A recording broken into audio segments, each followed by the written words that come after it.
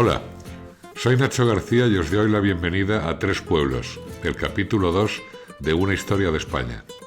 Esta serie también está disponible en inglés, con el título de A History of Spain, presentada por David Bisson.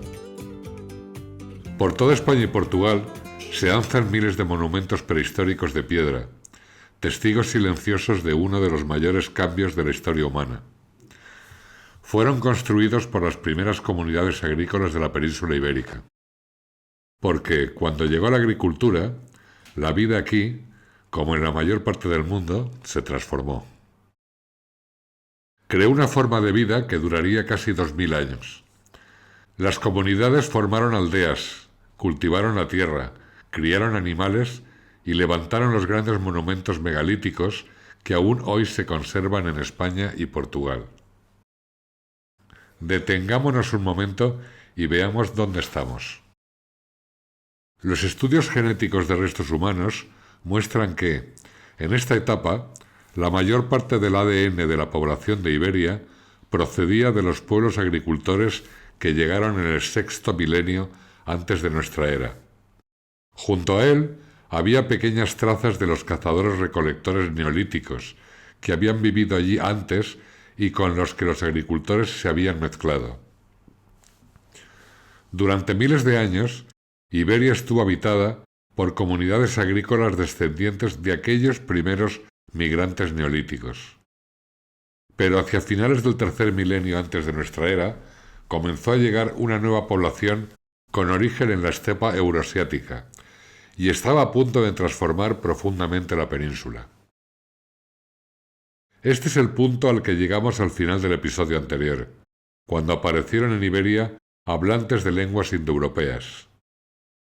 Eran descendientes de los Yamnaya, un pueblo de pastores y guerreros que vivían del ganado que criaban en las grandes praderas de lo que hoy son Rusia y Ucrania. Su dominio del caballo y el uso de vehículos con ruedas los hacía extraordinariamente móviles, capaces de recorrer grandes distancias a través de la estepa. Esa movilidad les permitió dominar a pueblos vecinos y aprender de ellos. Una de las habilidades que adoptaron fue la metalurgia del cobre, durante lo que hoy llamamos la Edad del Cobre o Calcolítico, el periodo de transición entre la Edad de Piedra y la Edad del Bronce. Desde su territorio en la estepa, los descendientes de los Yamnaya se expandieron ampliamente, hacia el este, hacia la India, y hacia el oeste, por Europa. Los arqueólogos que excavaban tumbas en Europa encontraron algunas que contenían un conjunto muy llamativo de objetos: equipos de arquería, finas dagas de cobre y características vasijas de cerámica con forma de campana. Por estas vasijas, los arqueólogos dieron nombre a este fenómeno, la cultura del vaso campaniforme. Durante mucho tiempo, los expertos pensaron que se trataba de poco más que una moda que se extendía por Europa. La gente copiaba la cerámica, las armas, el estilo, igual que las modas se difunden hoy. Pero en los últimos años, el ADN antiguo ha contado una historia muy distinta. Las personas enterradas con esos objetos portaban ADN fuertemente asociado a los Yamnaya, de la estepa euroasiática. En Iberia ocurrió algo ligeramente inusual. La cerámica campaniforme y otros objetos aparecieron antes que las propias personas asociadas a ellos. Esto sugiere que los agricultores neolíticos de la península adoptaron algunas de estas técnicas antes de que llegaran quienes las habían desarrollado. Por desgracia para estos agricultores, las personas resultaron mucho menos bienvenidas que las ideas. En la Eneida, el poema épico del poeta romano Virgilio sobre el final de la guerra de Troya, un sacerdote troyano dice: «Temo a los griegos incluso cuando traen regalos». Los recién llegados indoeuropeos pueden haber hecho a Europa el regalo de una artesanía impresionante, pero su llegada a Iberia tendría consecuencias que, sin duda, la población hubiera debido temer. Comenzaron a aparecer hacia el 2500 a.C. En 2019, de nuestra era, no del Calcolítico, Íñigo Olalde y más de 100 coautores publicaron un importante estudio sobre la historia genómica de la península ibérica durante los 8.000 años anteriores, en la revista Science. Analizaron los restos de 271 individuos. Los resultados fueron notables. En 4 o 5 siglos tras la llegada de los indoeuropeos, entre un 30 y un 40% del ADN de la población de Iberia mostraba ascendencia de la estepa auroasiática. Pero el cambio más dramático se produjo en las líneas masculinas. Dentro del ADN humano hay un pequeño segmento conocido como cromosoma Y que determina el sexo masculino. Las mujeres tienen 2 cromosomas X, los hombres tienen uno X y uno Y. Antes de la llegada de los pueblos de la estepa, las líneas de cromosoma Y más comunes en Iberia pertenecían a grupos asociados a los primeros agricultores de gran parte de Europa. En unos pocos siglos tras la llegada de los indoeuropeos, esas líneas masculinas desaparecieron casi por completo. Fueron sustituidas por una línea que hoy sigue siendo la más común entre los hombres de gran parte de Europa occidental, incluida España. En otras palabras, mientras entre un 30 y un 40% del ADN total de Iberia fue reemplazado por ascendencia de la estepa, el reemplazo de la línea masculina fue casi total. ¿Cómo pudo ocurrir esto? Imaginemos a estos recién llegados tomando mujeres locales como parejas. El cromosoma Y solo puede heredarse del padre, así que cualquier hijo de una unión así llevaría un cromosoma Y indoeuropeo, aunque la mitad del resto de su ADN procediera de su madre. A lo largo de generaciones, la población se fue mezclando cada vez más, pero las líneas masculinas siguieron siendo abrumadoramente las de los recién llegados. Hacia el 2000 a.C., aunque entre un 30 y un 40% del ADN total de la población procedía de la estepa, casi todos los hombres portaban un cromosoma Y de ese origen. Los hombres de la población anterior parecen, sencillamente, haber dejado de tener descendencia.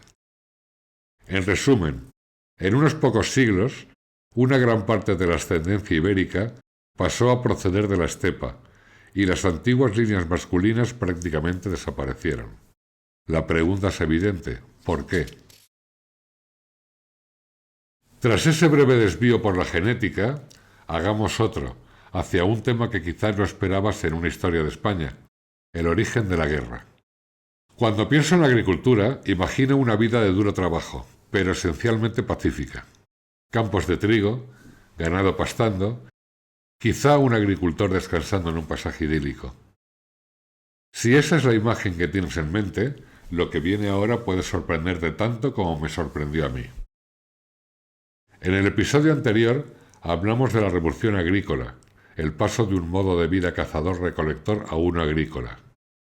La vida del cazador-recolector es precaria, el alimento puede escasear, pero requiere relativamente poco trabajo. La agricultura es lo contrario, exige mucho más esfuerzo, pero puede producir mucho más alimento. Y a veces produce algo fundamental: excedentes. Los excedentes pueden almacenarse para los años malos. También pueden sostener a personas que no producen alimentos. Entre ellos, gobernantes, guerreros y sacerdotes, pero también artesanos y comerciantes. Y una vez que las sociedades tenían riqueza acumulada, podían intercambiarla por bienes que no producían. Objetos como los que encontramos en las tumbas campaniformes. No eran comida, pero eran valiosos: cerámica, joyas, herramientas y cada vez más armas. Junto con los alimentos almacenados, se convirtieron en bienes. La agricultura también convirtió la tierra en un bien. Campos despejados y cultivados con esfuerzo podían atraer a quienes no tenían ninguno, o no tanto como creían merecer. Y aquí llegamos al mayor inconveniente de la revolución agrícola. Creó riqueza que merecía ser robada, y una clase de personas, los guerreros, dispuestos a robarla o a defenderla. Tal y como demuestra un estudio de la Universidad de Cambridge, los arqueólogos han encontrado evidencias de violencia incluso entre cazadores-recolectores. Sin embargo, muchos creen que la guerra organizada se volvió mucho más común tras la adopción de la agricultura. Esta idea ha ido ganando fuerza desde hace tiempo. Ya en 2006, The Ecologist proclamaba: la peor invención de la humanidad, la agricultura. Más recientemente, en enero de 2023, la Academia Nacional de Ciencias de Estados Unidos publicó en PNAS un estudio sobre conflicto, violencia y guerra entre los primeros agricultores del noroeste de Europa, utilizando lesiones en esqueletos para argumentar que la guerra ya era común en las sociedades agrícolas neolíticas. Por las mismas fechas, la Universidad de Edimburgo difundió investigaciones que sugerían que el paso a la agricultura, el cultivo de plantas y la cría de animales, pudo haber sentado las bases de una guerra más formalizada. Dicho claramente, la agricultura puede significar lucha. Vimos en el episodio anterior que la llegada de comunidades agrícolas a Iberia parece haber sido pacífica. Pero los indoeuropeos, descendientes de pastores y guerreros de la estepa, tenían una cultura mucho más marcial. A primera vista, la sustitución de las antiguas líneas masculinas parece fácil de explicar. Guerreros de la estepa llegaron, derrotaron violentamente a la población local y tomaron el control. Pero conviene recordar las palabras del escritor estadounidense H. L. Mencken. Para todo problema humano complejo hay una solución clara, sencilla y equivocada. La explicación basada en la guerra es clara y sencilla, y posiblemente equivocada.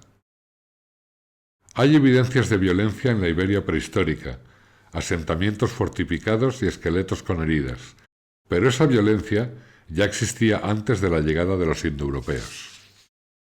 Las tumbas de la cultura del vaso campaniforme contienen dagas de cobre, pero estas son cortas. Probablemente se trate más de símbolos de estatus que de armas prácticas. Si hubiera habido una guerra a gran escala, cabría esperar encontrar restos de asentamientos incendiados u otros indicios de destrucción en los estratos de tierra que conforman el registro arqueológico de esa época. No las hay. Tampoco encontramos fosas comunes que apunten a masacres. Quizás la prueba más reveladora sea que la desaparición de los linajes masculinos anteriores se prolongó durante 4 o 5 siglos. Esto se asemeja menos a un exterminio y más a una exclusión social. Es posible que los recién llegados simplemente se hubieran establecido como una élite gobernante capaz de impedir que los hombres a los que gobernaban, a quienes consideraban inferiores, tuvieran descendencia. Su supuesta superioridad se basaba en mejores armas, una mejor organización y la amenaza creíble de la violencia. Ideas como esa han aparecido muchas veces a lo largo de la historia. Ejemplos más recientes podrían ser la disposición de las autoridades de la época imperial, ya fueran los británicos en Kenia o los franceses en Argelia, a recurrir a la tortura y a las ejecuciones sumarias para controlar a sus súbditos coloniales. Lo más probable es que, en la península ibérica, los recién llegados se convirtieran en un grupo dominante, entablando relaciones con las mujeres locales mientras excluían en gran medida a los hombres locales de hacer lo mismo. Es posible que algunas de estas uniones se parecieran mucho a una violación, otras, sin embargo, probablemente fueran matrimonios auténticos. No subestimemos el poder de la riqueza y el estatus en las relaciones. ¿Cómo si no explicamos los matrimonios de Robert Murdoch? Una tumba estudiada en 2019 contiene a un hombre indoeuropeo y a una mujer preindoeuropea. La naturaleza de la tumba sugiere que pertenecían a la élite.